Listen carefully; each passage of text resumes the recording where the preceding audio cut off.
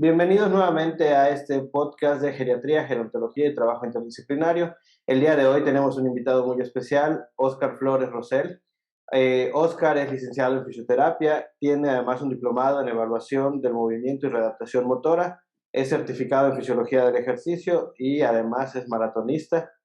Es todo un estuche de monerías. Óscar, buenos días, ¿cómo estás? Buenos días, Humberto. Todo muy bien, gracias a Dios. Bueno, aquí muy contento de estar en tu espacio y gracias por la invitación. Esta es una plática que la verdad me ilusionaba mucho tener, porque es diferente a las pláticas que hemos tenido previamente, en la cual hemos tenido a varios profesionistas. En esta plática, si bien Oscar es un súper profesionista, porque además he tenido la oportunidad de verlo en webinars que ha subido, ha venido a México, aquí, ha estado aquí con nosotros, pero el día de hoy lo vamos a explotar desde un punto de vista muy diferente. Lo vamos a tener como un ejemplo de vida, porque Oscar lleva un estilo de vida diferente, enfocado a cuidar su salud y que definitivamente es un ejemplo muy claro de prevención y de que una persona que segurísimo va a llegar a un envejecimiento exitoso.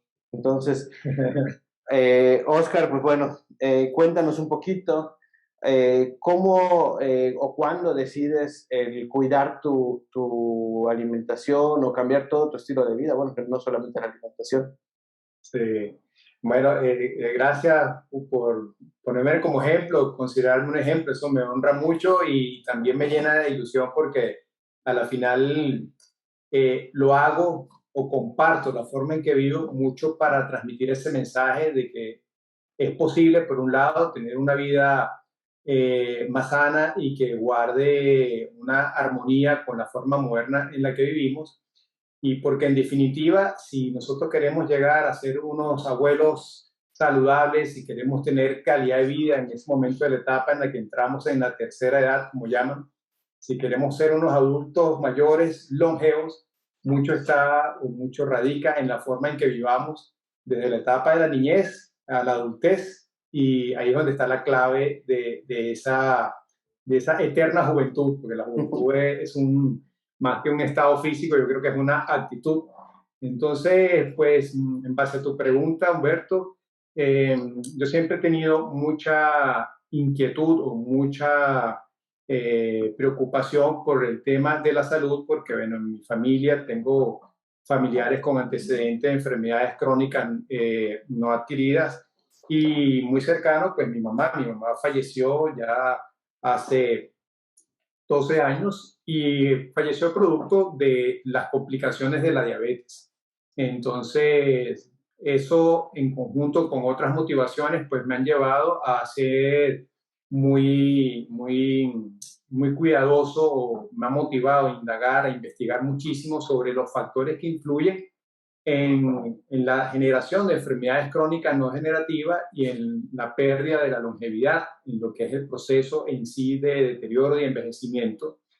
Y eso me llevó pues a tomar decisiones en relación a la forma en la que vivo o en la que vivía, y entender de que mucho de lo que nosotros hacemos va a influir evidentemente en el futuro, y que el cambio que uno da en relación a la forma en que vive, más que hacerlo, o más que un acto de salud, o más que un acto, si se quiere, por lo menos en cuanto a mi forma de alimentarse, que es a base de plantas, un acto que tenga que ver con la conservación del planeta, por darle una definición, es un acto de amor propio. Entonces, siempre uno encuentra excusas, ¿no? No, no tengo tiempo, esa es la principal excusa. No hay tiempo para, bien sea llevar una alimentación adecuada, o para hacer ejercicio, o para meditar, o para respirar.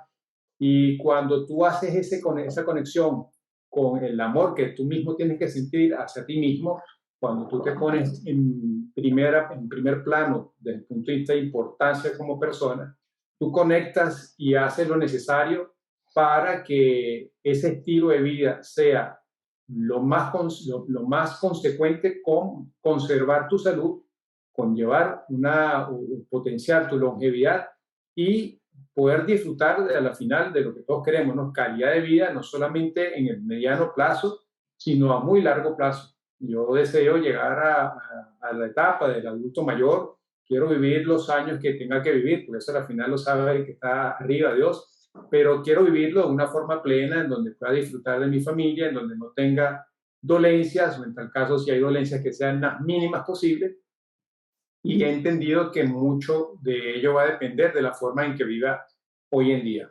Entonces, eso me ha llevado a tomar algunos cambios que tienen que ver con la alimentación, con la sincronización de mi vida o del estilo del ritmo de vida con el ritmo circadiano, o tratar de realinear mi ritmo circadiano.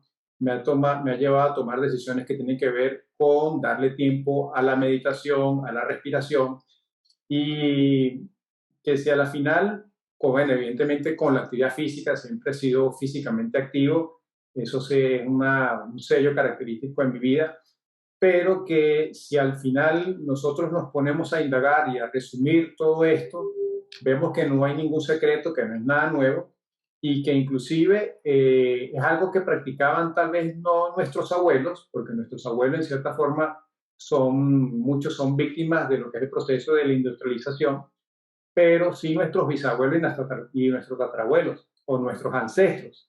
A la final, ellos vivían de una forma mucho más conectada a la naturaleza, mucho más apegada a lo natural, y de allí es donde encontramos la clave por qué muchos cruzaron los 80 años y totalmente sanos, dispuestos, centrados en sus ideas, y es lo que también ha derivado al estudio de eso que llaman las zonas azules, que son estas zonas en varias partes del mundo, en donde aquí en América tenemos justamente en Costa Rica, en el área de Nicoya, una de esas zonas azules, y que son zonas en donde la principal característica es que la población ha cruzado, la mayoría de ellos, más de los 100 años. Son regiones centenarias por su naturaleza, y cuando se ha hecho un análisis del por qué en estas regiones en particulares, por ejemplo, en la isla de Sicilia, la isla de Okinawa en Japón, y tenemos aquí a Nicoya en Costa Rica, hay otras dos más que no me recuerdo en dónde están, pero cuando se resumen cuál es el secreto que ellos tienen, el secreto está en que son poblaciones físicamente activas durante toda su vida, que han llevado un estilo de alimentación muy natural, no procesado, que tiene una gran, o su conexión emocional, sus relaciones emocionales, sus relaciones familiares tienen una gran importancia en su vida, que no han sido expuestos de manera exagerada a lo que es el avance tecnológico, sino que por el contrario han llevado una conexión en relación a su ritmo de vida con lo que es el ciclo solar, por dar una definición. Entonces, ahí no hay lo que hoy en día se conoce como una sincronía circadiana o un síndrome de sincronización circadiana, sino que por el contrario viven de manera sincrónica con el ritmo biológico, y que a la final es lo que evolutivamente ha marcado al hombre. Desde que el ser humano, desde que somos Homo sapiens, una de las cosas que ha marcado nuestra forma de evolucionar biológicamente ha sido la relación con el medio ambiente, y sobre todo con lo que es el ritmo o el ciclo solar. La duración del día, la exposición a la luz solar ha marcado tremendamente nuestro desarrollo ancestral, nuestro desarrollo biológico como seres humanos. Entonces, bueno, de ahí es donde parte esa decisión mía de llevar un estilo de vida un poco más eh, compatible con lo que evolutivamente, o con la forma en la que evolutivamente hemos estado aquí en este pedazo de tierra. Sí, en el entendimiento de que el envejecimiento tiene factores intrínsecos y extrínsecos, me parece que con los intrínsecos no podemos hacer nada porque, bueno, ya están ahí, pero todos los factores extrínsecos de alguna forma los impactas, ¿no? Porque cuidas la alimentación, haces ejercicio, nos hablas de esta parte, de la parte emocional, familiar, los lazos y los vínculos, ¿no? Si bien entendemos que es algo como global y holístico, ¿no? O sea, tendríamos que verlo como un todo. vamos a tratar como de desglosarlo para que podamos como ir explicando un poco cuál es este cuidado que tú llevas, ¿no? Mencionabas, por ejemplo, que tu alimentación es a base de plantas. Ujú. Eh, Digo, ahí vienen dos preguntas, ¿no? La primera es, qué tan complejo fue para ti dejar de consumir alimentos procesados? Que creo que ese es un tema difícil hoy. Precisamente mencionabas tú que siempre tenemos el pretexto del tiempo, tenemos el de estar ocupados, pero bueno, la realidad es que el bombardeo que hay a nivel mercadológico y demás, pues bueno, creo que es un factor muy importante. Y también la otra pregunta sería el por qué decidir dejar los productos de origen animal. Yo sé que tienes ahí un motivacional extra, pero bueno, cuéntanos un poquito estas dos partes. Sí, bueno, en relación sí, como estaba diciendo, llevo una alimentación 100% a base de plantas. Eh, es bueno entender que quien decide alimentarse a base de plantas o dentro del espectro de la alimentación a base de plantas, hay algunos que consumen ciertas proteínas animales, sobre todo lo que son peces, y lo que la alimentación a base de planta promulga o promueve es una alimentación 100% natural en primera instancia, es decir, que no haya presencia de productos procesados en donde hay una alta abundancia de grasas saturadas, de azúcar refinadas o de carbohidratos refinados. Eso, por un lado, es importante que se destaque, y por el otro lado, que por lo menos entre el 80 y no, al menos el 80% de tu alimentación sea exclusivamente a base de plantas. Esto permite que haya cierta posibilidad de ingerir alguna proteína de origen animal en aquellos casos en donde tal vez, por la razón que sea, desean y quieren mantener un consumo de proteína animal.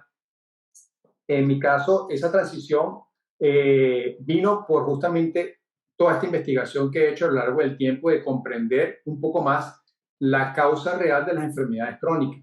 Y cuando te pones a analizar y cuando revisas la evidencia, pues la evidencia es muy clara y apunta directamente a los excesos que tenemos en relación a la comida, a la alimentación, sobre todo a una alimentación procesada que es altamente rica en grasas saturadas, como ya lo dije antes, y los otros componentes, muy azucarada y muy refinada. De eso no hay duda, y como dice el refrán, el pez muere por la boca. Entonces, yo decidí hacer esa migración a una alimentación a base de planta porque a la final es la que te permite eh, acceder a alimentos que no sean procesados, sino que sean netamente naturales, orgánicos, y eso también ha demostrado, una alimentación a base de plantas, ha demostrado, por ejemplo, en personas o enfermedades como la diabetes o en algunos tipos de cáncer inclusive, que se puede hacer una reversión de los síntomas e inclusive de la enfermedad. Hay estudios que sustentan cómo en poblaciones diabéticas que han llevado una alimentación bien planificada a base de plantas, se ha podido hacer una reversión de la enfermedad, se ha podido reactivar la buena función del páncreas y se ha eliminado todo lo que ha generado la patología, como es la inflamación de bajo grado, que es otra de las cosas que normalmente producen las enfermedades crónicas, y es algo que tal vez no le damos mucha importancia, pero con una alimentación a base de planta podemos lograr esto. Además que una alimentación a base de planta es 100% antioxidante, y cuando hablamos de eso estamos hablando de que le estamos dando a la célula un ambiente ideal para que haya un buen desarrollo de la misma, para que haya un buen proceso de replicación, de reproducción y de conservación. Entonces, toda esa evidencia pues me motivó a migrarla, y la forma en que lo hice pues en cierta forma fue drástica, por darle una calificación. Yo no hice una migración progresiva, no fue que me fui retirando un día el huevo, por ejemplo, los lácteos, el queso, no, sino yo después de que tuve un análisis de la evidencia, después que conversé con diferentes especialistas en el área de la nutrición y dietética, decidí simplemente hacer el cambio de la noche a la mañana, bajo la asesoría, por supuesto, nutricional. No fue que tomé la iniciativa solamente dependiendo de mí, sino que llevé una asesoría nutricional y comencé a alimentarme específicamente a base de plantas. Fue un proceso al inicio complicado porque no tenemos la concepción, no tenemos el aprendizaje de preparar alimentos de manera natural. Siempre cuando haces esa transición te das cuenta que eres muy dependiente de lo empaquetado, porque te facilita la vida. No es lo mismo que llegues a casa o que te levantes y saques una bolsa y saques un pan y abres un paquete y saques una lonja de jamón y otra de queso y te prepares un desayuno, a que en lugar de ello, de repente agarres un camote o una batata y la pongas en el horno a hervir, a cocinar, perdón, y eso luego lo tritures y lo mezcles tal vez con algo de zanahoria y le pongas algo de mantequilla de maní que tú mismo has hecho en casa y te haces un desayuno. Entonces, al principio uno tiene que educarse muy bien sobre lo que es la cocina a base de planta. Yo considero que eso es muy importante para que realmente sea variada y sea positiva la experiencia, pero una vez que, como en todo, una vez que agarras el mínimo aprendizaje, una vez que entras en esa curva de aprendizaje en donde ya se hace el proceso automático, la cosa fluye muy fácilmente, se te abre mucho más la ventana de posibilidades y encuentras que tal vez no es tan complicado, sino que lo que necesitas es una mejor planificación. Entonces ya hoy en día ya yo hago preparaciones y las congelo, tengo por decirte, bolitas de frijoles que serían como bolitas de carne, tortas de hamburguesa, pero no a base de carne, sino a base de diversas leguminosas, de frijol rojo, de lentejas, etcétera, etcétera. Adelanto lo que son crepes a base de harina de garbanzo. Entonces, hago una preparación adelantada, la mantengo en congelación y eso me facilita un poco lo que es esa sincronía con el tiempo que tal vez debe invertir para hacer las preparaciones y con el estilo de vida moderno que a veces uno lleva, aunque eso también uno lo puede controlar y hablaremos un poco más adelante.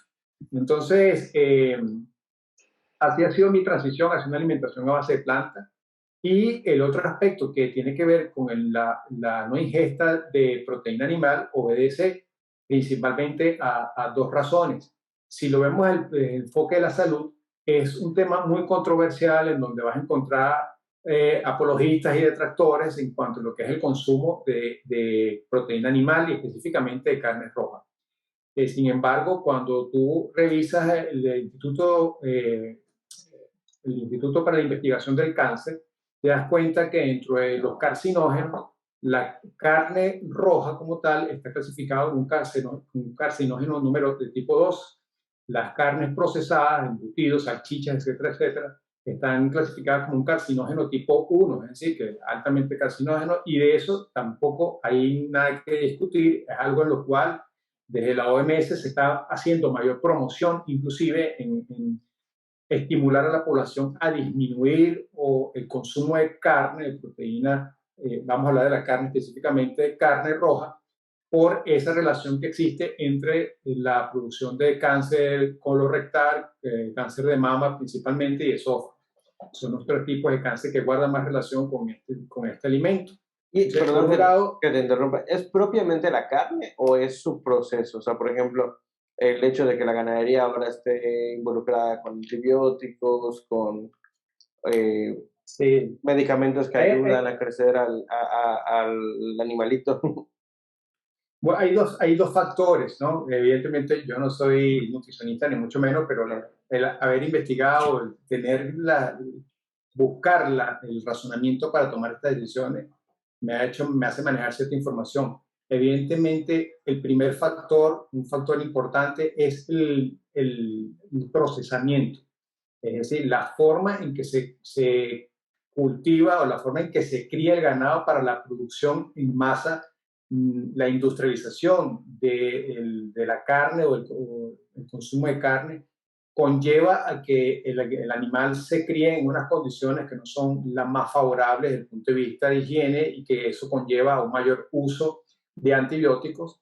Y eso por un lado, evidentemente eso se acumula en el organismo, eso no es algo que va a pasar y se va a excretar por las heces o por la orina del animal, sino que se acumula en el músculo y la presencia de ese tipo de sustancias, por un lado genera ciertas aminas que son carcinógenas cuando se someten a la cocción, al calor, y por el otro lado también genera que haya una mayor resistencia a los antibióticos en los animales y eso también en nosotros, porque las bacterias están, los patógenos generan mayor resistencia a estos antibióticos por la exposición constante.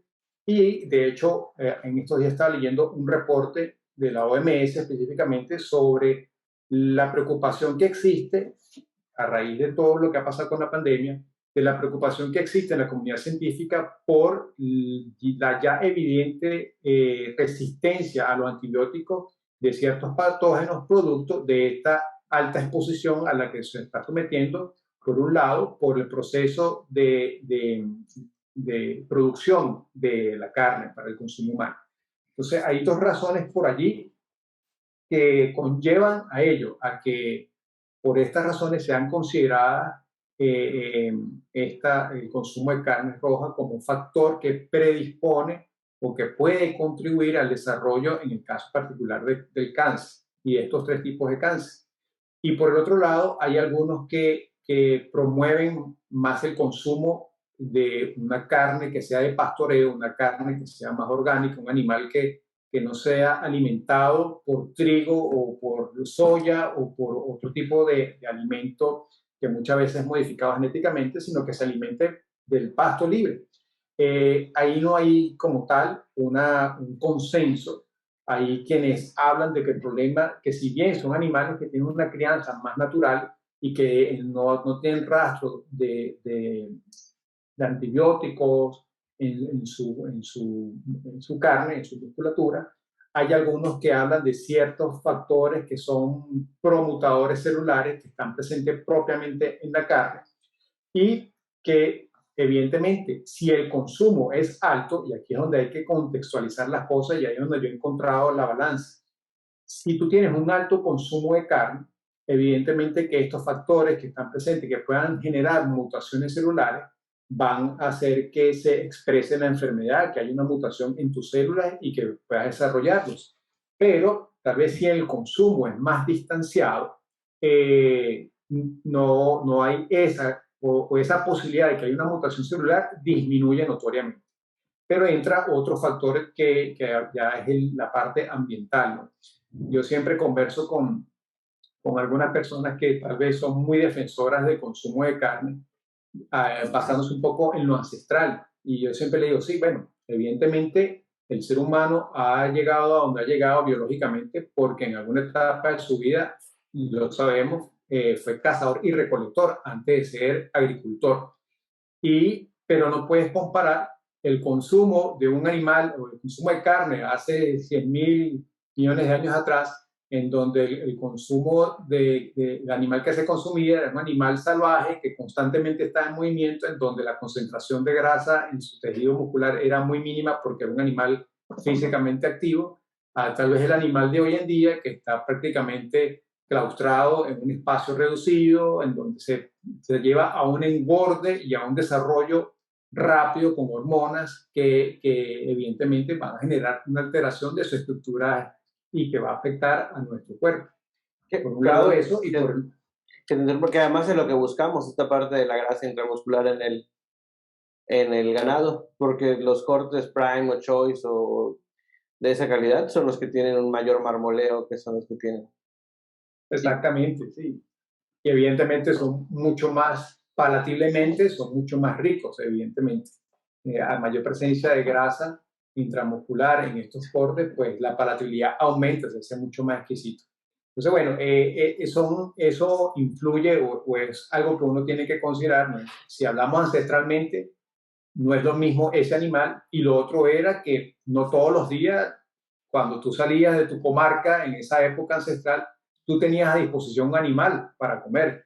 Tenías que recorrer grandes distancias, de repente atravesar un proceso de ayuno que también facilitaba ciertos procesos metabólicos para encontrar un animal, cazarlo y luego consumirlo. Y los antropólogos dicen que prácticamente el hombre antiguo basaba su alimentación en un 80% a base de plantas, de raíces, de tubérculos, de bayas, y que la carne como tal era algo eventual, que no era constante. Entonces, si manejamos un poco ese contexto ancestral, antropológico, y aunque todavía no haya un consenso en la comunidad científica, pero si tomamos eso como una referencia, tal vez quien desee consumir carne pueda seguir haciéndolo sin tocar el tema ambiental, pero la frecuencia en que la consuma, si quiere proveerse de un estado de salud idóneo, si quiere incrementar su longevidad, tal vez deba disminuir, tal vez no deba consumir carne 3 veces a la semana o 4 veces a la semana, sino a lo mejor consumirla una vez a la semana o una vez cada 15 días. Creo yo, no soy nutricionista, pero basado en mi experiencia, me atrevo a decir que tal vez sería algo un poco más compatible con esa realidad biológica que tenemos. Si consideramos que dentro de la proteína animal hay ciertos factores que son eh, proclives al desarrollo específicamente de cáncer, la mutación de células.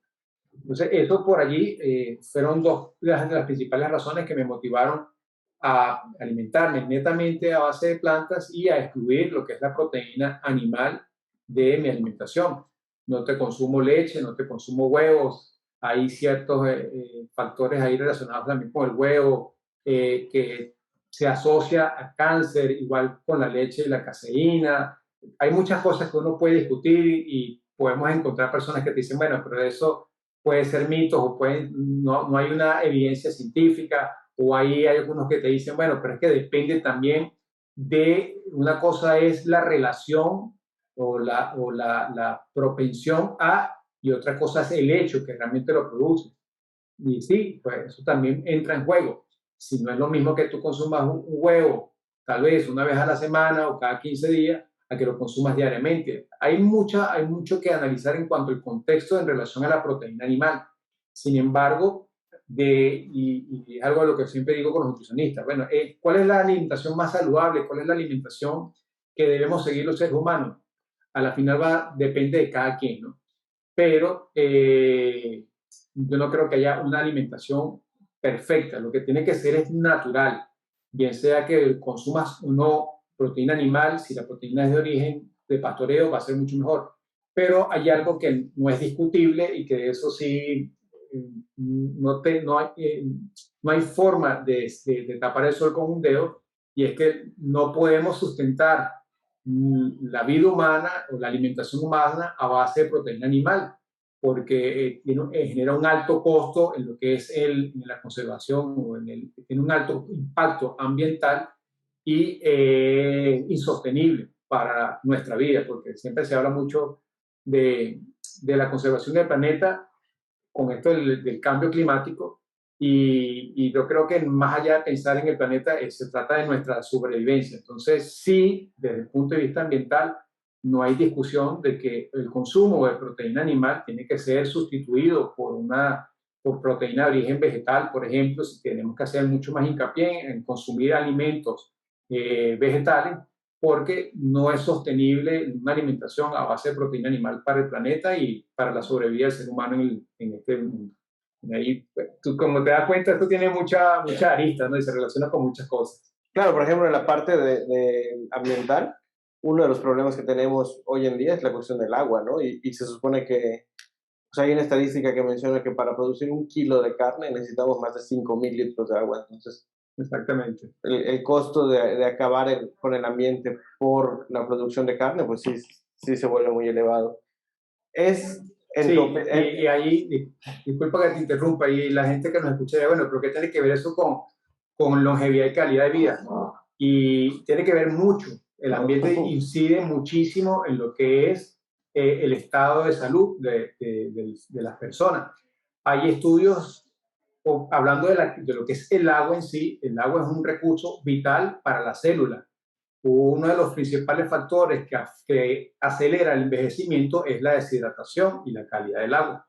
En la medida que tu consumo de agua no sea el óptimo de acuerdo a tus requerimientos, que se habla que sean 36 mililitros por cada kilogramo de peso, eso va a afectar el trabajo celular, el metabolismo celular. Por lo tanto, el agua influye muchísimo en la longevidad, mantener un buen estado de hidratación. Y por otro lado, la calidad del agua.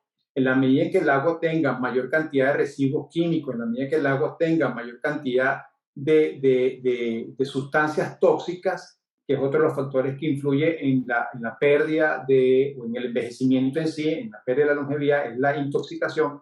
Entonces, en la medida que el agua tenga mayor sustancias tóxicas, eso también va a intoxicar a tus células y eso va a favorecer un proceso no solamente de envejecimiento, sino también posible de mutación que nos conlleve a eso que llamamos inflamación de bajo grado, un efecto proinflamatorio que genera una inflamación de la célula y una mutación y que va a dar pie al desarrollo de enfermedades crónicas no degenerativas. Entonces, cuando te pones a analizar el tema de la alimentación y el ambiente, hay mucha relación.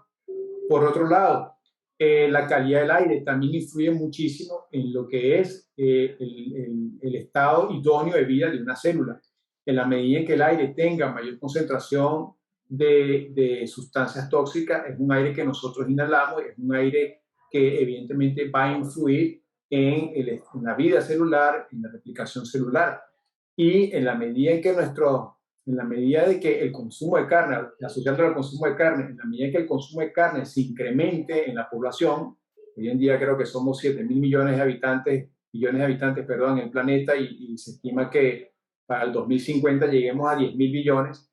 Eso es insostenible desde el punto de vista de producción animal porque eso requeriría incrementar las tierras para la cría de animal, de ganado, y eso bajaría radicalmente lo que es la concentración de bosques y espacios verdes.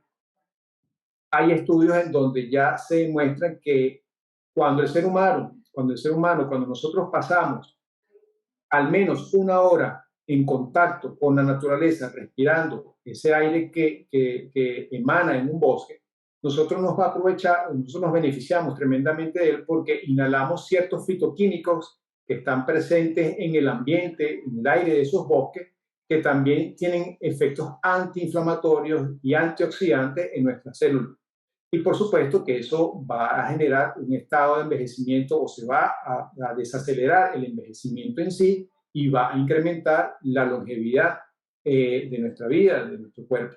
Entonces, si analizamos el tema, si vemos todas las posibles aristas que guardan relación en cuanto a lo que es la alimentación, nos damos cuenta que hay muchas cosas que tienen que ver y que a lo mejor no pensamos que influyen en la vida, en nuestra calidad de vida y en la forma en que podamos tener una vida más longeva. Y en tu opinión, hablando específicamente de esta parte medioambiental, el reducir o el limitar el consumo de carne una vez a la semana, una vez cada 15 días, ¿sería suficiente para revertir estos daños que hemos causado o tendría que ser drástico el limitar ese consumo? Bueno, ahí la comunidad científica está haciendo mucho, pero mucha presión para que en cierta forma se promueva más una alimentación a base de plantas y se reduzca o se evite el consumo de proteína animal. No solamente hablamos de carne, hablamos de pollo, hablamos de cerdo,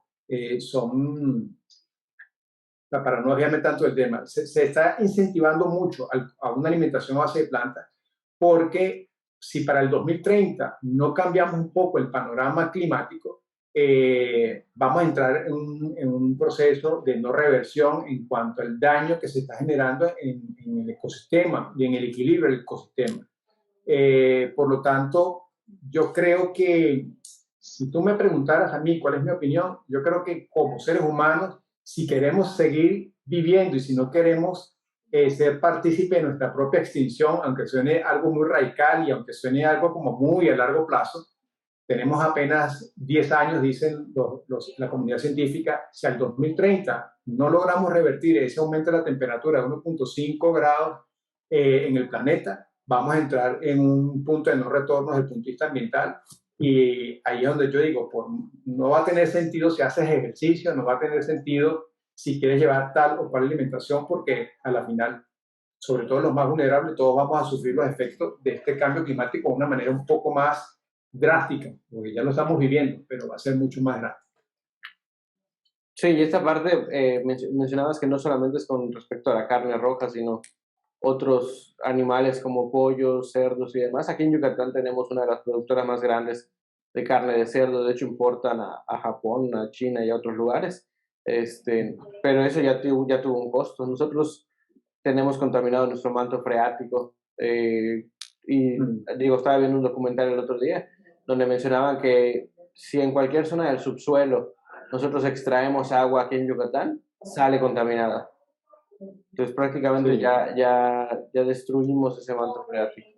Entonces sí se así vuelve importante es. porque, bueno, obviamente podemos hablar de envejecimiento, vejez y demás, pero si no hay la calidad de vida, pues bueno, para qué también, ¿no? Sí, y ahí retomando un poco el tema de esta conversación, ¿por qué todo ello es importante? Porque yo le doy tanto peso y porque trato de promover un poquito esta conciencia. Porque si nosotros queremos tener calidad de vida, llevar una vida saludable, mucho necesitamos el entorno, como te decía. Yo puedo hacer ejercicio diariamente, pero si el aire que me rodea las 24 horas del día, los 365 días al año, no es el más idóneo, prácticamente no estoy haciendo mucho, que digamos, ¿no? Siempre hay un efecto intoxicante en el entorno. Si, si, si yo si yo pretendo aprovechar las ondas del sol, hacer una exposición saludable del sol, pero esa barrera que genera la capa de ozono, que filtra en cierta forma la parte nociva del sol, cada día la perdemos, tal vez va a llegar un momento en donde no me pueda exponer al sol y eso evidentemente afecte mi salud, no solamente ósea, sino inmunológica, porque sabemos que ya hoy en día es muy conocido la importancia que tiene la vitamina D, no solamente para los procesos de fijación del mineral óseo en nuestros huesos, sino también para lo que es el sistema inmunológico. De hecho, ya hay algunos científicos donde están mm, resaltando la importancia o lo que es la diferencia que marca unos adecuados niveles de vitamina D para afrontar el COVID de una manera eficiente o para que el COVID no tenga unas manifestaciones agudas. Entonces, es algo que no podemos desechar. Y la exposición al sol, que es una de las cosas que yo respeto diariamente, si bien podemos suplementar con vitamina D, hay ciertos factores que guardan relación con la exposición solar metabólicamente que no la podemos sustituir con una pastilla. No, exponernos al sol no solamente va a propiciar que tengamos unos buenos niveles de vitamina D, que es una de las cosas esenciales para llevar un estilo de vida longevo y incrementar la respuesta de tu sistema inmunológico, sino que también hay otros factores que tienen que ver con la organización del ritmo circadiano.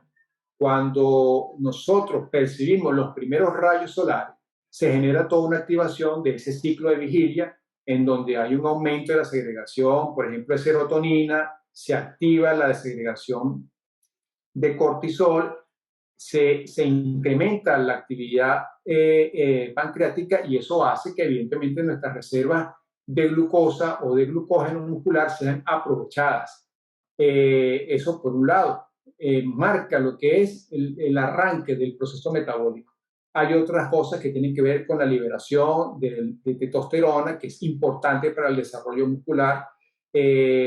Por ejemplo, entonces la exposición solar es importante para tener un ritmo o un biorritmo idóneo y saludable. No solamente es vitamina D, sino que también hay otros factores, inclusive con lo que es el aprovechamiento de las reservas de grasa.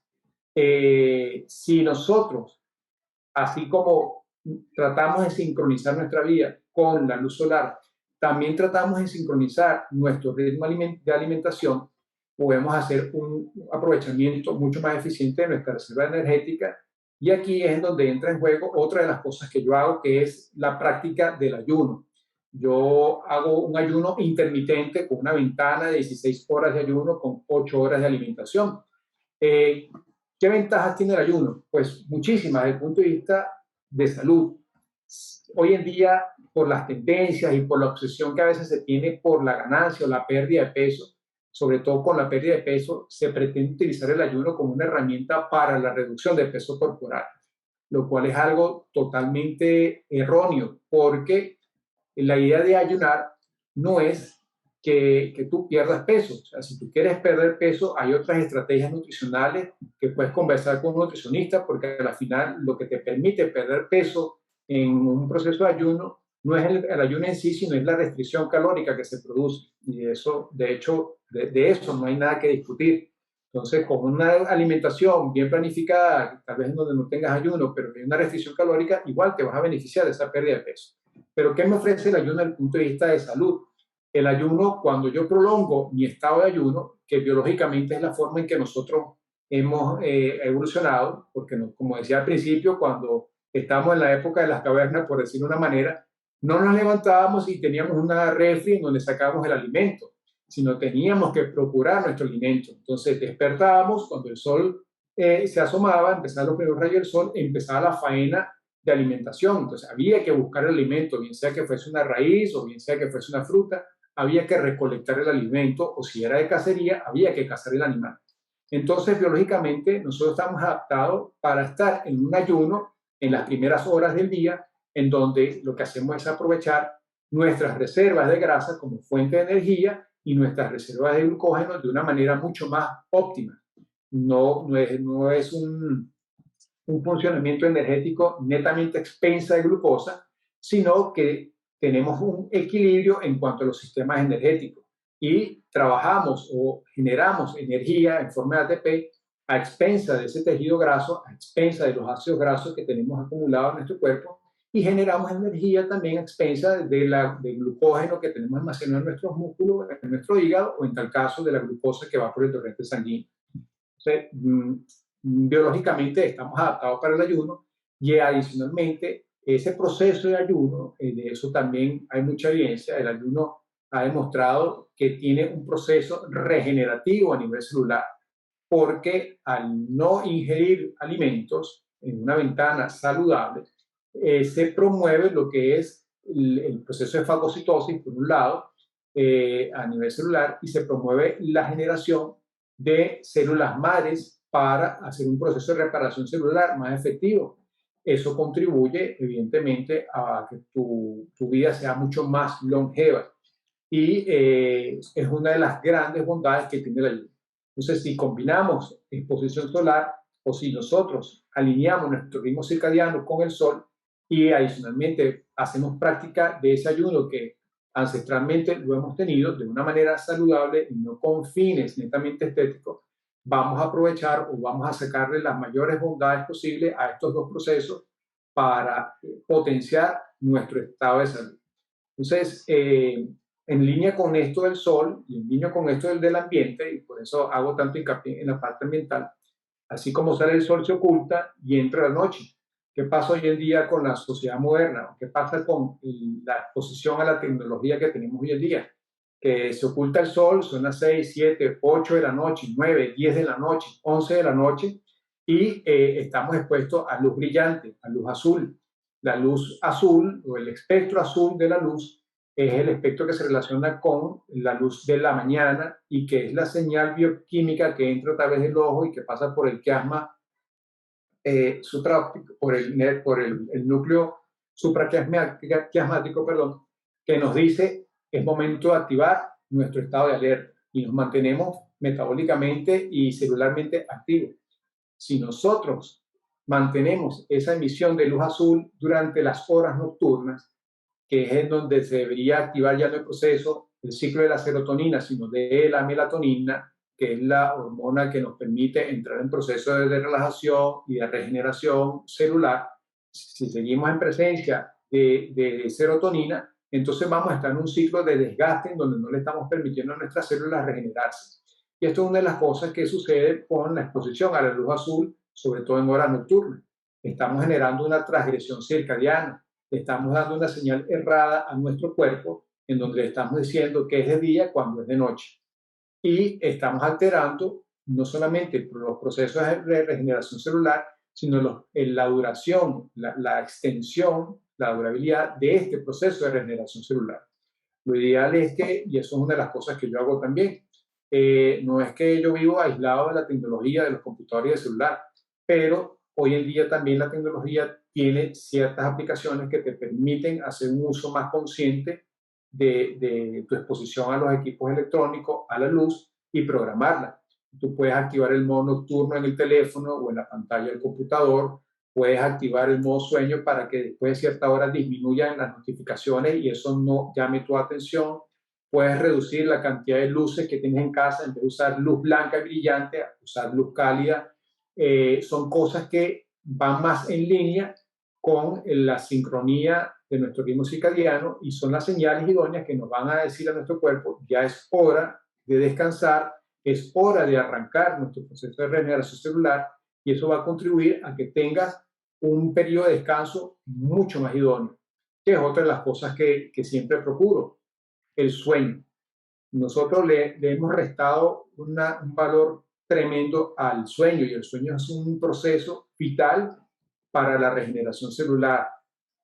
Hay muchas personas, o la transgresión circadiana, en conjunto con la inflamación de bajo grado, que normalmente se produce por intoxicación, por sustancias que consumimos que son tóxicas, por darle una definición. Esos dos elementos, transgresión circadiana con inflamación de bajo grado, son los dos principales elementos que están demostrando que son la causa de las enfermedades crónicas degenerativas no transmisibles. Entonces, si a mí me preocupa la diabetes, si me preocupan las enfermedades cardiovasculares, si me preocupa inclusive la osteoporosis, si tengo problemas con la producción de lesiones de manera recurrente, si sufro de fibromialgia y todo lo que usted imagine, si tengo antecedentes de enfermedades degenerativas en el sistema nervioso, Alzheimer, Parkinson, si tenemos toda esta serie de cosas ahí en nuestro historial, yo tengo que ponerle un poco más de atención a la forma en que vivo, si estoy generando factores que generan asincronía circadiana y qué estoy consumiendo, qué me está intoxicando en mi cuerpo. En base al sueño, la tasa o el sueño tiene tres aspectos importantes que tenemos que valorar. Uno es la duración del sueño, otro es la latencia del sueño y otra es la profundidad del sueño. En cuanto a la duración del sueño, en la población adulta se recomienda que al menos se tenga una tasa de sueño de 7 horas por día. Las investigaciones demuestran que la mayoría de los adultos no llegan ni siquiera a las 6 horas e inclusive en los adolescentes por la exposición a la tecnología y las redes sociales se están observando tasas de sueño menores a 5 horas.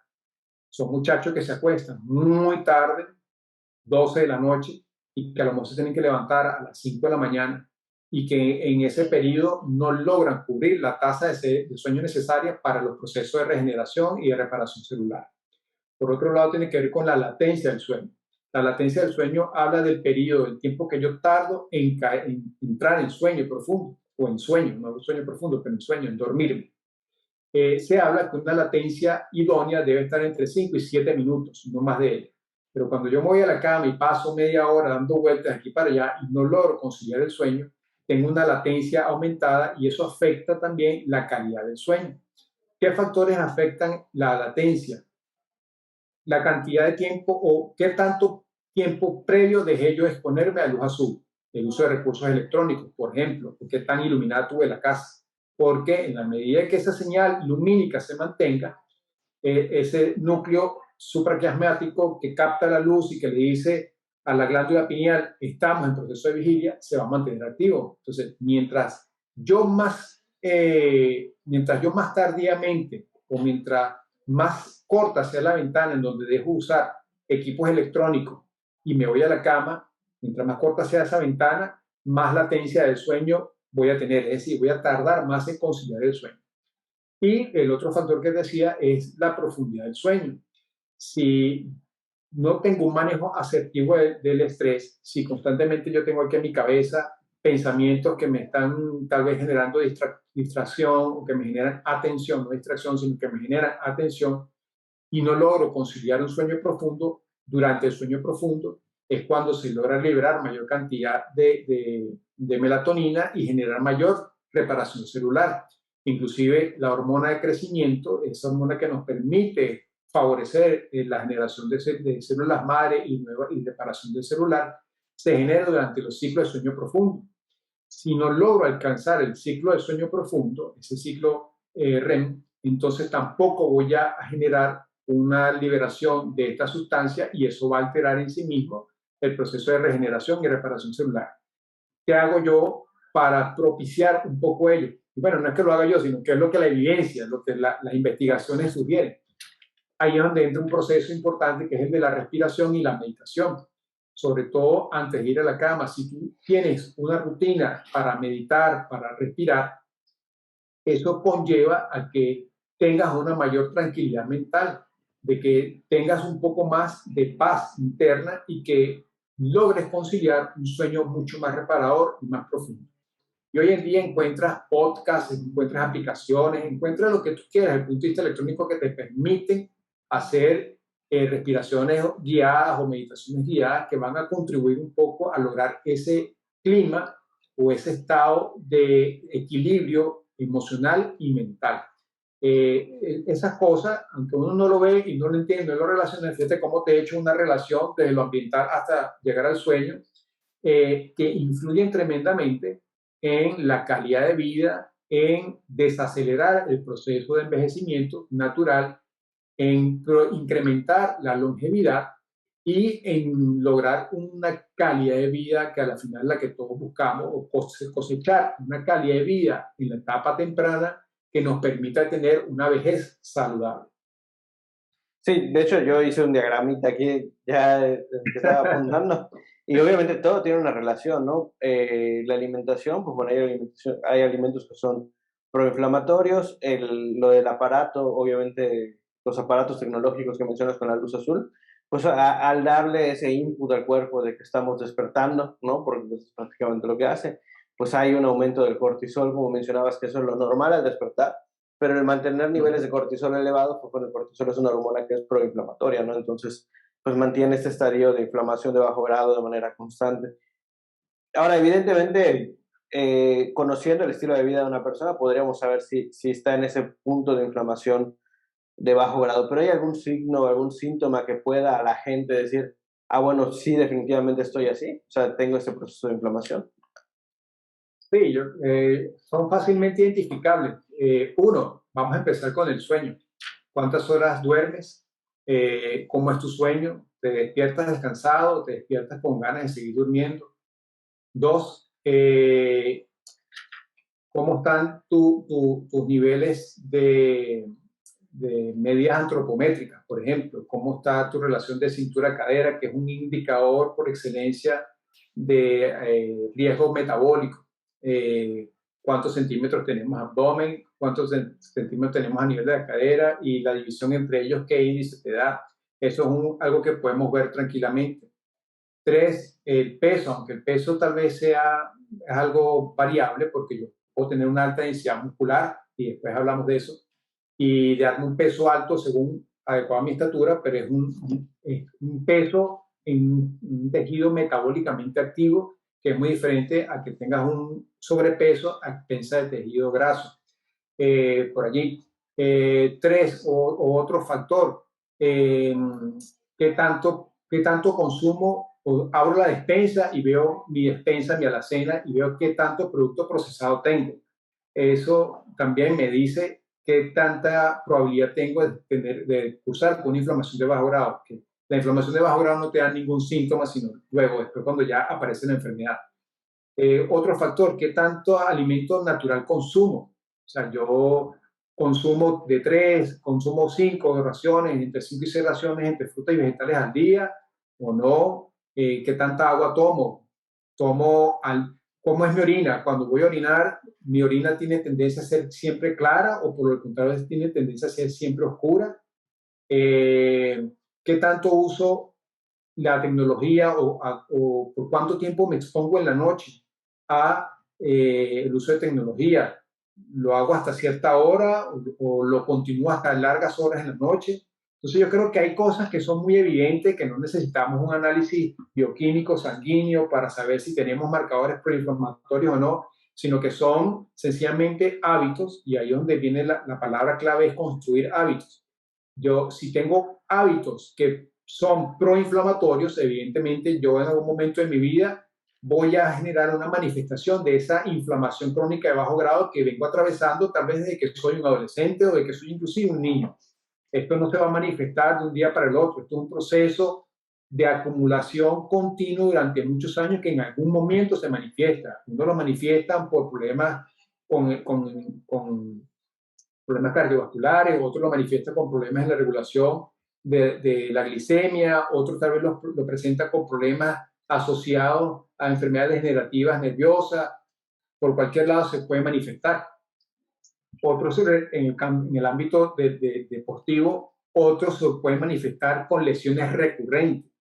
Muchos atletas que no salen de un ciclo lesivo es porque hay o una transgresión circadiana o porque hay una inflamación de bajo grado inducida por intoxicación. Cuando hablo de intoxicación puede ser intoxicación por el aire, intoxicación por el agua, intoxicación por el tipo de alimento que ingiere.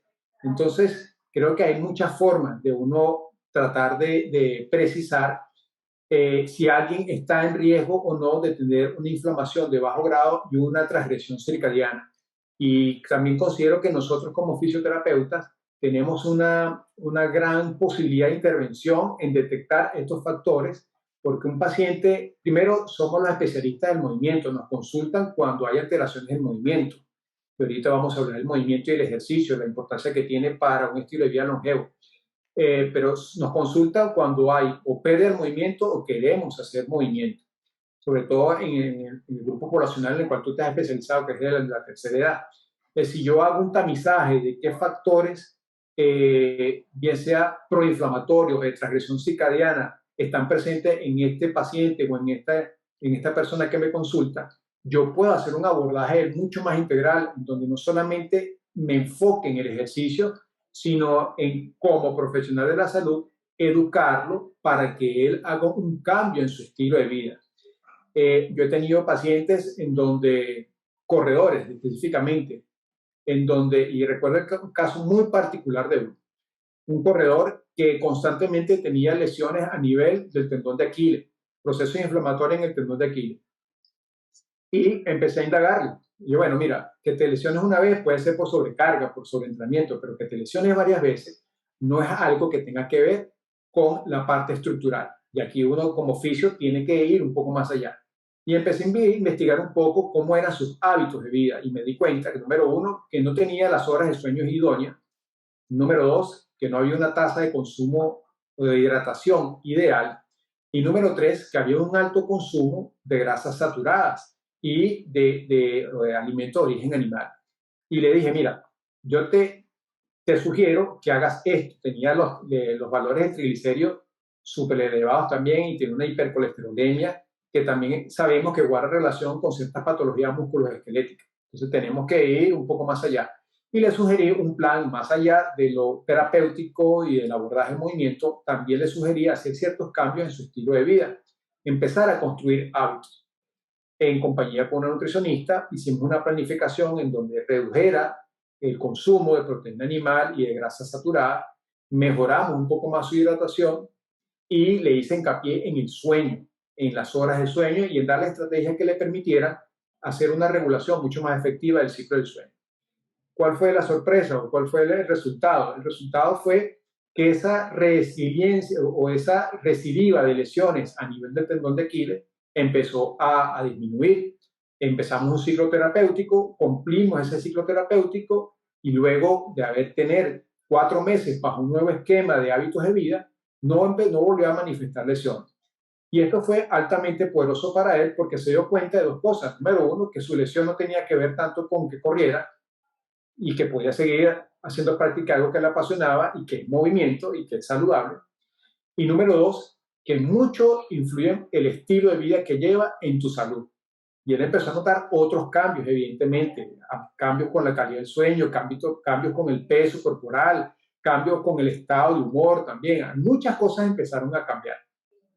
Y siguió este ritmo con la asesoría nutricional, empezó también a sustituir ciertos productos de origen de ciertos productos procesados o empezó a disminuir el consumo de productos procesados y refinados y empezó a notar más cambios aún.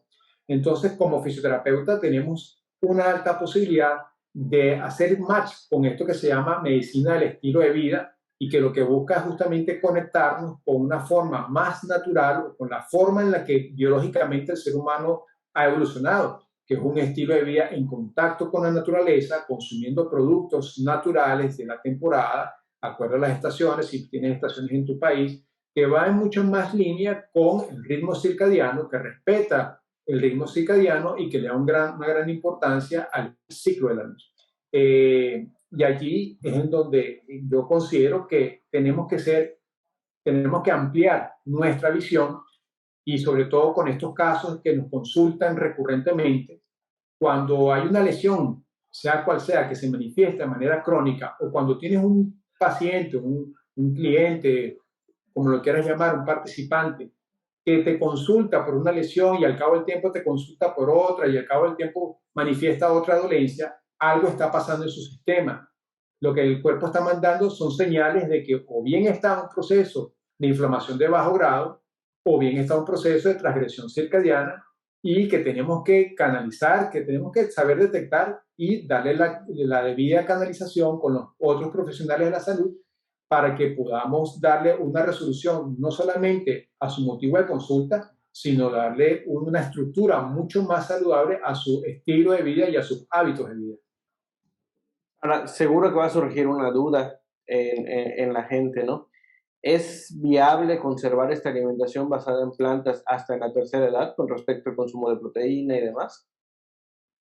Sí, mira, te puedes dirigir al Colegio Americano de Dietistas, a la Unión Europea de Nutricionistas y Dietistas. O sea, hay muchas entidades no gubernamentales y científicas que se han encargado de estudiar si una alimentación a base de planta es saludable en cualquier etapa de nuestra vida y es aplicable y saludable siempre y cuando se haga de una manera bien planificada. ¿Qué quiero decir con ello? Que seas valorado por un nutricionista, se determine cuáles son tus requerimientos calóricos y nutricionales y en base a ello se planifique qué cantidad de raciones debes consumir, sobre todo desde el punto de vista de la proteína vegetal, que sabemos que tiene un alto aporte de fibra, pero por otro lado también un alto aporte de fibra beneficia a la microbiota. Y sabemos que ya hoy en día es indiscutible la relación que existe entre la alteración de la microbiota y esa inflamación de bajo grado o la propensión a desarrollar enfermedades crónico-degenerativas. Una alimentación a base de planta la puede llevar una embarazada, la puede llevar un niño, la puede llevar un anciano sin ningún tipo de contratiempo. ¿Cuál es el problema que yo encuentro con la alimentación a base de planta? Que se ha asociado a dos cosas. Uno es el veganismo, una cosa es alimentarse a base de planta y otra cosa es veganismo. Y dos, la tendencia o la moda. Como estamos como sociedad en una obsesión constante por el aspecto físico y buscamos herramientas que nos permitan reducir peso, evidentemente cuando una figura pública dice soy vegano o me alimento a base de planta y hay una figura estilizada, atlética o bien formada, la gente inmediatamente, en vez de asesorarse, toma ese ejemplo y trata de hacer cambios en su vida sin tener ninguna asesoría.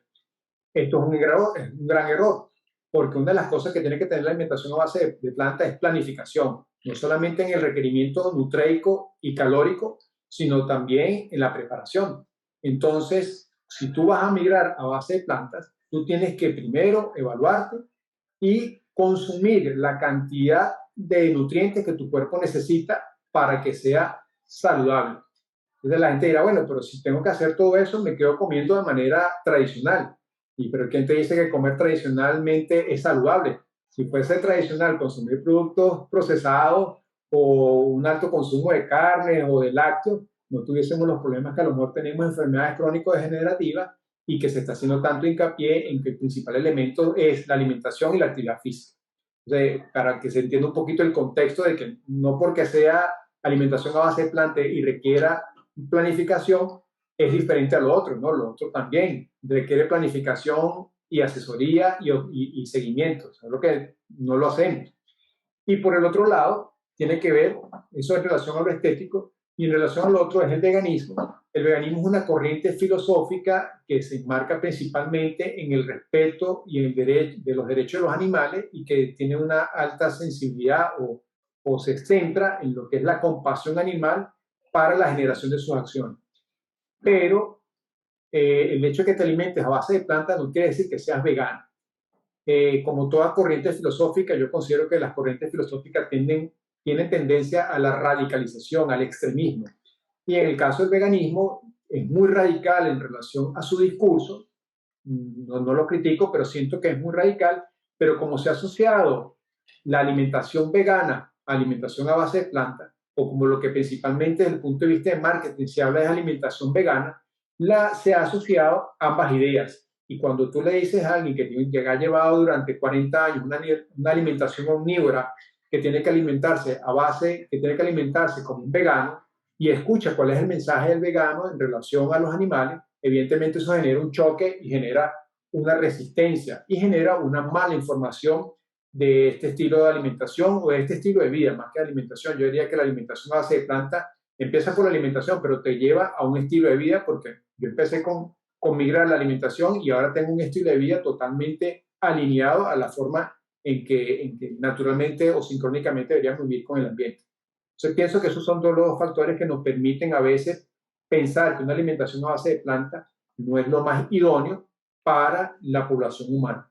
Todo lo contrario, desde el punto de vista orgánico, desde el punto de vista ambiental, el estilo de alimentación que más beneficios nos va a brindar a nosotros como seres humanos. Perfecto. Pero bueno, dentro de este estilo de vida que has adoptado, hay otras cosas además de la alimentación, del ejercicio. Por ejemplo, he visto que hablas de esta parte del agua solarizada. ¿Qué beneficios trae el agua solarizada? ¿Cómo es el proceso? Sí, bueno, como hablábamos hace un instante, hoy en día nosotros no tenemos plena certeza de la calidad del agua. El agua puede tener residuos químicos que pueden filtrar o pueden pasar por los filtros que tenemos en casa y sencillamente ingerirlo y es como que si estuviésemos tomando tal vez una gota de un veneno diariamente y que al cabo de 30 años que vamos a ver el efecto que nos causa. El agua solarizada no es algo sumamente sencillo, es algo que hacían nuestros ancestros, nuestros tal vez bisabuelos y tatarabuelos, para limpiar el agua. Ellos filtraban el agua tal vez en tinajas de cerámica y luego la exponían al sol. Por los rayos UVA y UVB del sol se genera un proceso de higienización o de esterilización del agua. Se matan los patógenos, se matan las bacterias que pueden estar allí acumuladas y adicionalmente, si está en contacto con la tierra, se genera un proceso de ionización también. Genera una carga positiva para nuestras células que procliven o que incrementan ese proceso de regeneración celular o disminuyen el proceso de envejecimiento de intoxicación celular. Y para solarizar el agua, lo que hace es en una botella de cristal, de vidrio, sencillamente exponerla durante 24 horas al ambiente, a los agentes externos.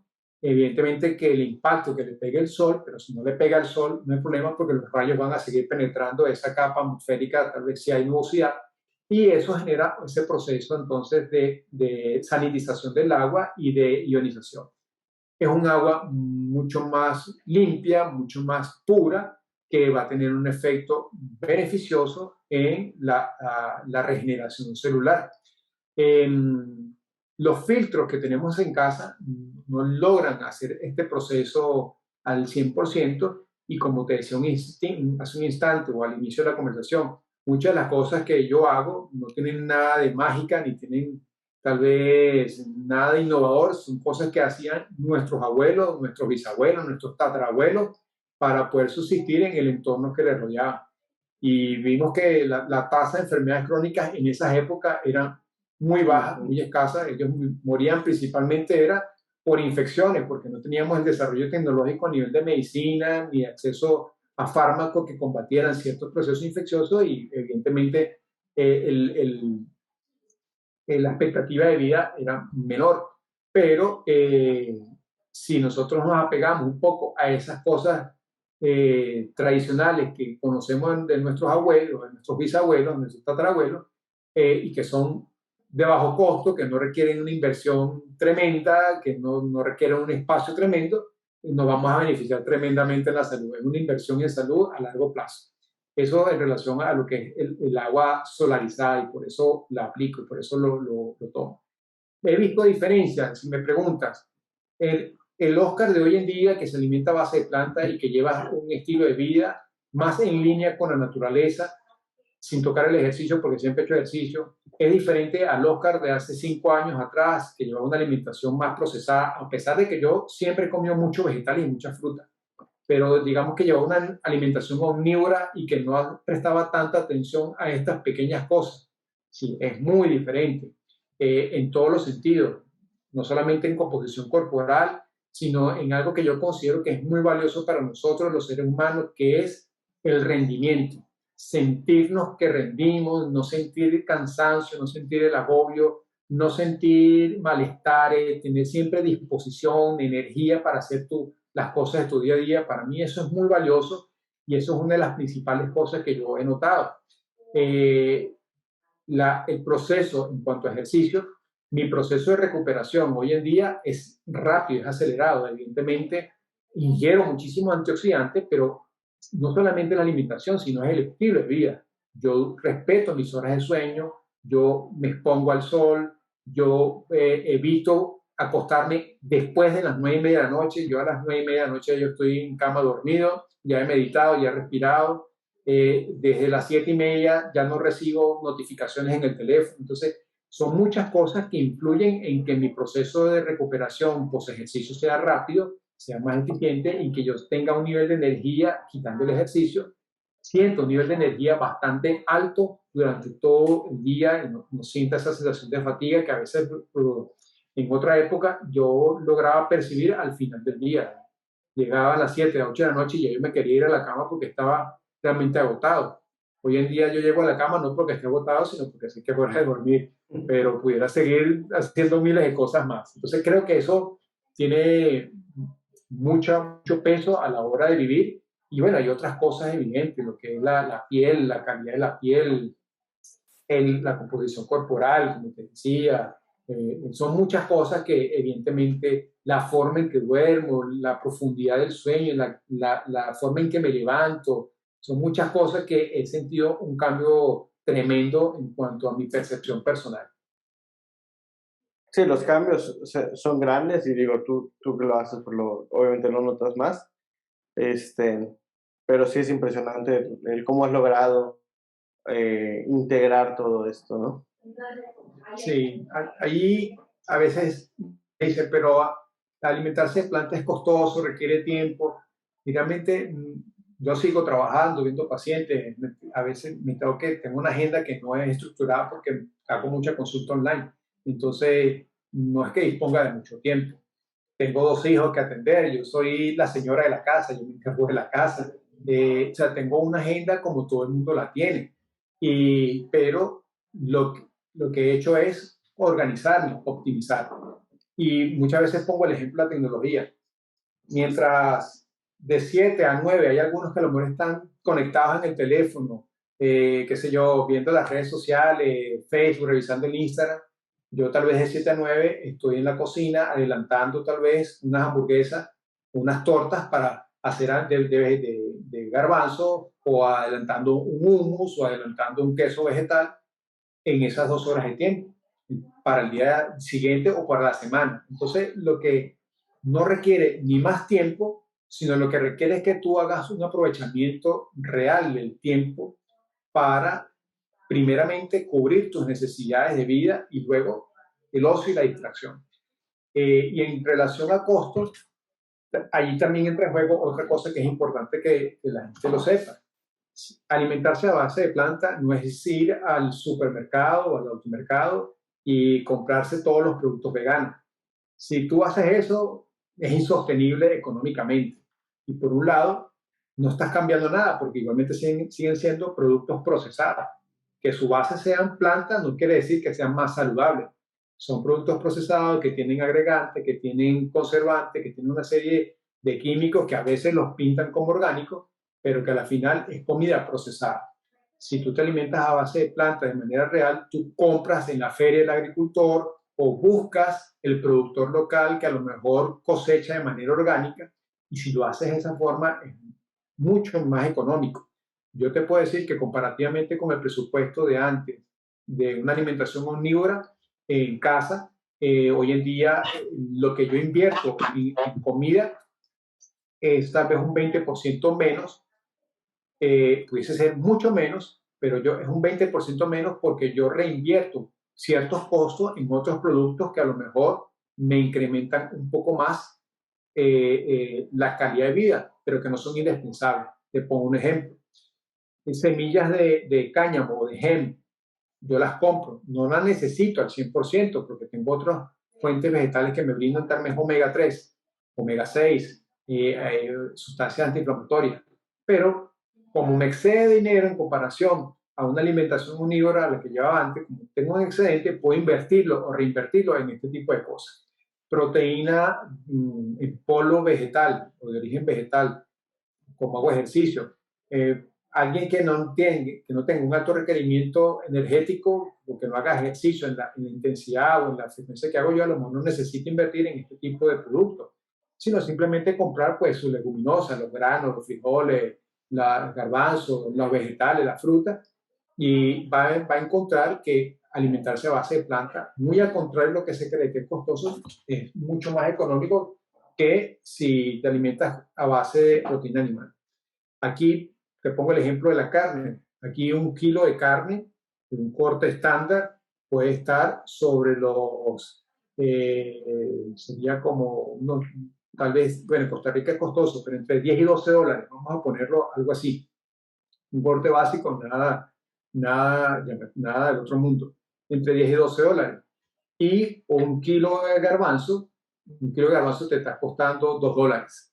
Entonces, de un kilo de garbanzo, yo saco aproximadamente 2 kilos o un poquito más cuando los remojas, cuando los sometes a un proceso de activación, yo saco aproximadamente 2,5 kilos más de producto. Con la carne compras un kilo y es un kilo y listo, se murió. Y se reduce cuando lo cocinas. Y cuando lo cocinas se reduce, exacto. Entonces, también desde ese punto de vista es mucho más rendidor consumir proteína vegetal que proteína animal desde el punto de vista del costo. Solamente lo que, como te digo, lo que requiere es educación. Si tú me preguntas cuáles son las claves que me han permitido llevar este estilo de vida y este estilo de alimentación, uno es la educación, la asesoría y la planificación. Esas tres cositas para mí son indispensables, son claves en dar un cambio en el estilo de vida. Y bueno, Oscar, ¿para cuándo el libro recetario? La verdad es que todos los que les vamos a dejar en el resumen y en los comentarios las redes sociales de Oscar, pero tienen que ver lo que cocina y se ve impresionante. Sí, sí, bueno, estoy trabajando en eso. Sí, justamente ya tú me has motivado mucho a ello y estoy trabajando en un proyecto que tiene que ver con eso, de no solamente desarrollar una línea de productos, sino de desarrollar material digital que le permitan a otros hacer estos cambios hacia un estilo de vida que sea mucho más saludable o que te permita, no me gusta no me gusta decir que sea más saludable, sino que te permita aumentar la longevidad de tu vida. Yo diría que eso sería lo más trascendental. Y bueno, lo último que te quería comentar, Huberto, no sé si el tiempo nos da, pero es la parte del ejercicio. Es vital el movimiento. Una cosa es movernos y otra cosa es entrenar. Y a veces tenemos el falso concepto cuando queremos incrementar la masa muscular, cuando queremos participar tal vez en eventos deportivos como un triatlón o un Ironman.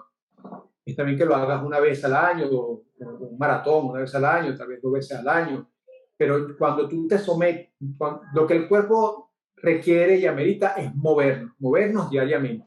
Tú en otras conversaciones ya has hecho hincapié de que la dosis mínima y recomendada a un adulto mayor es de 30 minutos al menos al día de ejercicio moderado, que no tiene que ser algo extenuante. Nuestros bisabuelos constantemente se movían porque tenían que tal vez construir la casa, tenían que cultivar sus alimentos, tenían que trasladarse grandes distancias para ir a comprar algo, llevar la carta, el correo. siempre están en movimiento. Y eso es lo que nuestro cuerpo necesita, movernos por lo menos media hora de manera moderada diariamente. Hay que entender de que el ejercicio también genera un efecto proinflamatorio, tranquilamente, porque el ejercicio sabemos que tiene efectos favorables en la salud, pero cuando el ejercicio intenso lo sostenemos en nuestro cuerpo de manera crónica, también genera una cascada proinflamatoria, porque el ejercicio es un estímulo estresor en nuestro organismo. Y esto se aplica principalmente en el ámbito deportivo. Cuando yo veo a estos atletas que tienen una alta tasa de incidencia en lesiones, y el estilo de vida más o menos está dentro de lo que uno desea, vemos que la exposición al entrenamiento es muy alta. Y como oficio también tenemos que transmitir ese mensaje. Tenemos que movernos, no necesitamos entrenarnos. Tal vez si yo tengo metas deportivas, pues necesito entrenarme, pero también tengo que entender la magnitud de la meta deportiva. Si yo no soy un triatleta profesional, un corredor profesional, un ciclista profesional, dependo económicamente de ello, un futbolista, un beisbolista, dependo económicamente de ello. Yo no necesito someterme a unas dosis de ejercicios altamente estresantes a nuestro cuerpo. ¿Por qué? Porque por mucho que yo cuide mi alimentación, por mucho que yo duerma, tal vez yo estoy generando un estímulo estresor en el organismo producto del ejercicio o producto del entrenamiento que va en detrimento de la vida o de la regeneración celular. Entonces, hay que mantener el equilibrio. Yo hago ejercicio diariamente, pero no me entreno con fines de ser el campeón de tal carrera o de tal maratón o de tal triatlón. ¿No? Lo busco para, número uno, mantenerme en forma físicamente, sentirme óptimo desde el punto de vista funcional, y número dos, para trazarme metas que me permitan incrementar mi confianza en mí mismo y demostrarme que soy capaz de ciertas cosas, pero siempre respetando la capacidad de mi cuerpo. Y creo que a los que son deportistas, creo que es un mensaje que nosotros tenemos que transmitir, sobre todo los deportistas que ya son adultos jóvenes, adultos contemporáneos, que ya se acercan a la adultez mayor, porque pretenden mantener un ritmo de entrenamiento de esas etapas de juveniles o adultos jóvenes en la etapa de adulto contemporáneo hacia adulto mayor. Y en esa etapa, entonces, vemos que hay una mayor exposición de lesiones, producto de que estamos sometiéndonos a un entrenamiento que también está generando un desgaste en nuestro cuerpo.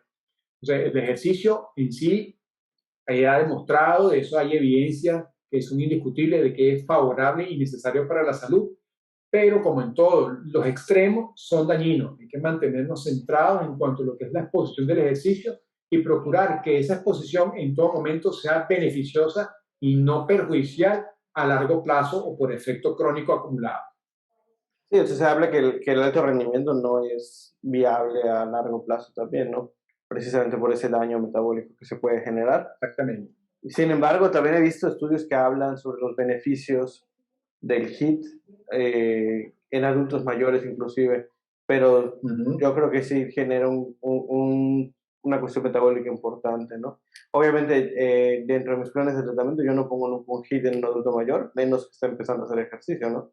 Ahí tiene que ser gradual, empezando por intensidades bajas a moderadas y nuevamente si el objetivo es la funcionalidad, pues bueno, podemos perfectamente continuar en intensidades moderadas a largo plazo.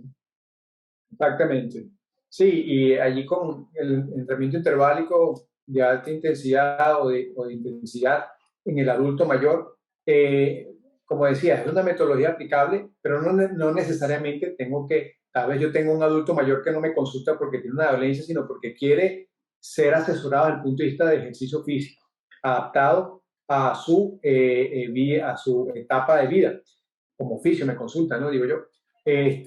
Yo puedo tranquilamente asesorarle o brindarle asesoría en cuanto a la realización de HIIT, pero que lo haga unas 2 o unas 3 veces a la semana, como dices tú, previa valoración, no le va a traer ningún perjuicio, todo lo contrario, que no sería lo mismo al que lo pretenda hacer 6 veces a la semana.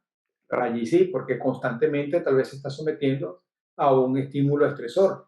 Y no es lo mismo que haga 15 minutos de HIIT a que hagas 1 hora de HIIT, Esa es otra de las cosas que a veces se suele equivocar, pensar que mientras más es mejor, y en el caso del HIIT es todo lo contrario.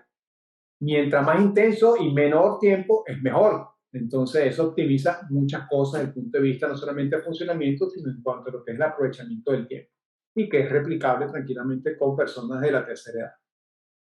Perfecto. Pues Oscar, muchísimas gracias. Gracias por tu tiempo. La verdad es que es una gran plática. Me parece que nos deja muchísima información. Seguro que más adelante podemos armar una segunda parte donde podemos platicar ya de tu enfoque como fisioterapeuta. Pero bueno, te agradezco muchísimo este tiempo que nos diste.